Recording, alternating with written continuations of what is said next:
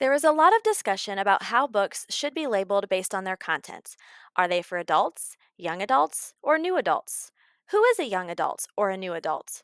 YA or young adult is often divided up into two smaller groups: lower ages of 13 to 15 and upper ages of 16 to 18. New adults would be designated as ages 18 to 25, although some consider this term to have taken on a negative connotation. The lines can become very blurry, but probably more so with fiction than with nonfiction texts. Nonfiction texts can be more universally enjoyed than you realize, and having a selection of nonfiction texts that have adult teen crossover appeal will be very beneficial as they will appeal to a broad audience. The definition of adult teen crossovers is pretty simple. These are books that appeal to both adult and teenage audiences. The appeal could go either way. Some books that were written for adults will appeal to teenagers. However, there's also a growing adult audience for materials written for young adults. Publishers see a big advantage as crossover books create a great marketing opportunity with a broad audience for these crossover texts. These examples are fiction, but they show how crossover texts have become increasingly popular and have created large cultural phenomena. Series such as Harry Potter, The Twilight Saga, and The Hunger Games have massive audiences that will assure multi generational staying power. How will you know if a nonfiction text will appeal to both an adult and teenage audience? There are several features that you can look for. The first feature is the topic of the book. I found a listing of several topics and themes that have cross appeal. You'll see that nonfiction is listed, but nonfiction as a genre can encompass elements of the other themes, such as mystery, stories stranger than fiction, horrific circumstances, and romance. The people and places in the text need to be widely relatable, so we need to look for circumstances that relate to the human experience. Teen readers will look to the text for cues on how they should react to real life events. Adult readers have the advantage of looking back on past circumstances they lived through and how the decisions they made have affected their lives.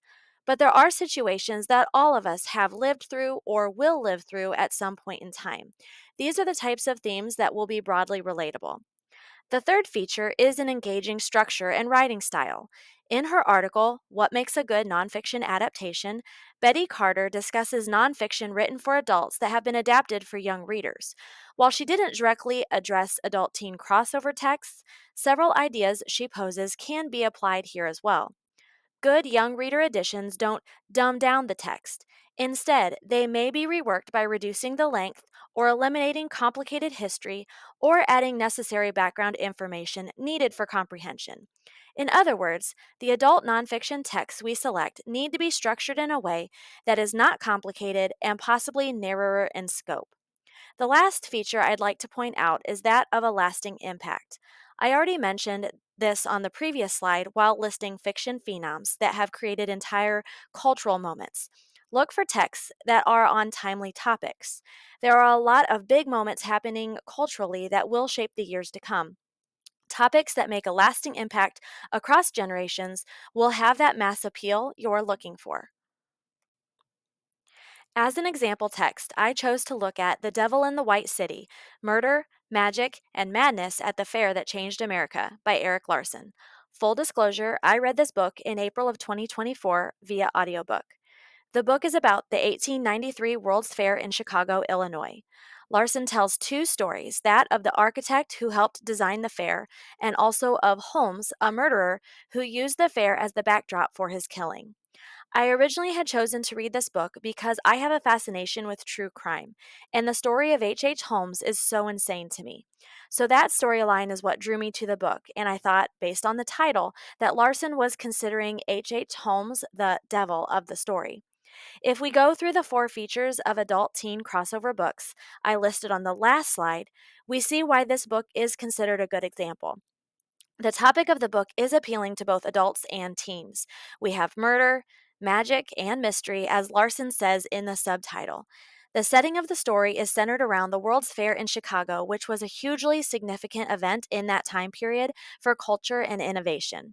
Whether the average person is aware of it or not, we are impacted by ideas that came from that exposition. Now, I'm not saying that relating to a madman like H. Holmes is universal. I think we can all relate to people who were victims of his cons and charms. This is narrative nonfiction, which we know is widely enjoyed, and the two storylines keep the pace of the book fast and interesting. I already mentioned that innovations and ideas from that exposition can still be felt today, but also, this story shows the dichotomy of good versus evil, light versus dark. This amazing event took place alongside these horrors, and everyone in the moment was unaware. Since I did choose to read this book a while ago, I thought I'd share a few cons to the story that made me a little surprised to see it on so many adult teen crossover lists. Again, I listened to the audiobook version of this book, and I remember thinking that I wished I was reading it myself. I felt like there was a lot of pertinent information I missed or couldn't reflect on because it was being read to me. However, after examining the text version of the book, I'm unsure about that analysis. There are no illustrations in the book and very few photographs. Having visuals of the fair layout or Holmes's murder castle would have been helpful. I also thought the title of the book was a little misleading. I thought Larson meant for Holmes to be the devil in the title and picked the book up because of my fascination with Holmes. However, after reading the book, I'm not so sure that Holmes was the intended devil, and I was left wanting more of his story. It just wasn't what I had anticipated when I first added it to my TBR. I've identified four possible problems or concerns regarding adult teen crossover texts. First, texts written for adults will handle content such as sex, violence, and drug or alcohol abuse differently than texts written for young adults. Books for adults will be much more graphic in their descriptions and sometimes may include messiness just for the sake of including messiness. Books written for young adults will be less graphic and will not include unwarranted content. One example of this problem could be the adult nonfiction book, A Child Called It. This book discusses one of the most severe cases of child abuse in California's history. This book has received challenges for its graphic descriptions of the abuse. The story itself may be of interest to some young adult readers, but the way that it's written could be problematic for some. The second concern is that adult teen crossovers are often adapted to film because of their mass appeal. However, when this happens, the content of the book and the film can differ. One could be more graphic than the other, or in the case of The Blind Side by Michael Lewis, the film adaptation diverged from the true story in order to make a more dramatic film. Michael Orr, the subject of The Blind Side, was not happy with the depiction of himself in the movie that suggested he had no idea how to play football. Young readers may not be able to discern these differences, or they may come across content they weren't expecting to find in one format or the other. My third and fourth concerns are somewhat related. The maturity of the reader has nothing to do with the reader's age. Also, life experience and background will affect how the reader receives the messages in the text. There are some topics that adults are able to read, consider, and dismiss, while young readers are much more impressionable. The Immortal Life of Henrietta Lacks shares the story of Henrietta Lacks, or, as scientists called her, Gila. Without her informed consent, cells were harvested from her and used in a variety of scientific developments, from the polio vaccine, effects of the atom bomb, in vitro fertilization, and even gene mapping. Her family was completely unaware until 20 years after her death. The moral implications discussed in this book would be complicated for many adults to wrestle with, let alone a young reader with limited life experience. Being aware that there are some concerns regarding adult teen crossovers doesn't mean we can't find plenty of great options out there. Here are 6 options on various topics to get you started as you compile a list of adult nonfiction that you can recommend to a teen reader.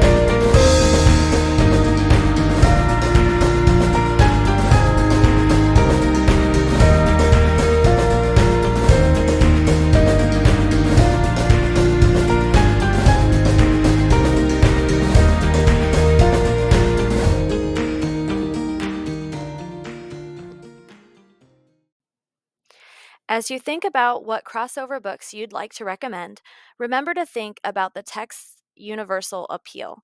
Is the topic interesting to a broad audience? Is the content appropriate and understandable for both adult readers and teenagers? While all of the suggestions today are adult nonfiction that could be recommended to younger readers, don't forget that there are a lot of books written for young adults that will appeal to adult readers. So, it's important to familiarize yourself with books that can cross over in both directions. Thanks for watching, and I hope you have fun exploring all of the nonfiction options out there.